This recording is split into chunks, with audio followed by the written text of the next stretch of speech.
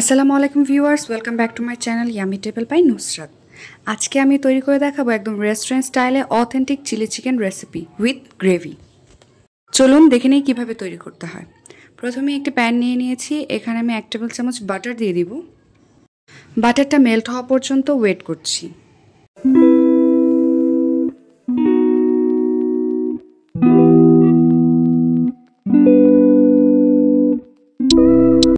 বাটারটা মেল্ট হয়ে গেলে এখানে আমি কিছু রসুন কুচি দিয়ে দিলাম।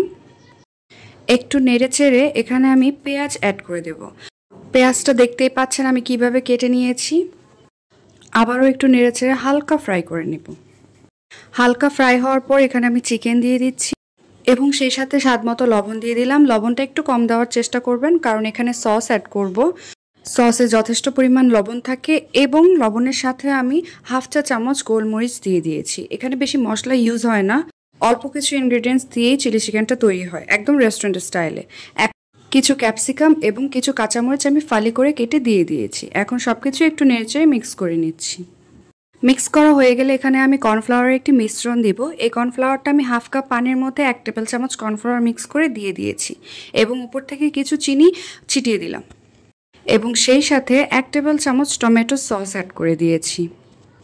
সসটা চাইলে আপনারা স্কিপ করতে পারেন, তবে দিলে একটু টেস্ট ভালো হয়। আবারও নেড়েচেড়ে সব কিছু একটু মিশিয়ে নিচ্ছি। এখন এখানে আমি 1 কাপ পানি দিয়ে দিব। পানিটা আপনারা কমিয়ে বাড়িয়ে নিতে পারবেন। যদি গ্রেভিটা বেশি রাখতে চান সেক্ষেত্রে পানি 2 কাপ দিবেন, আর যদি কম খান তাহলে সেক্ষেত্রে 1 কাপ দিলেই যথেষ্ট। এখন সব কিছু জাস্ট একটু বয়েল হয়ে যাওয়া পর্যন্ত ওয়েট করব। এর জন্য আমি ঢাকনা দিয়ে ঢেকে রাখবো। পানিটা আপনারা ততটুকুই শুকাবেন যতটুকু আপনি গ্রেভি রাখতে চান। আজকে আমি গ্রেভিটা একটু বেশি রাখবো, তাই আমি আমার প্রয়োজন মতো পানিটা অতটুকুই শুকিয়ে নিয়েছি।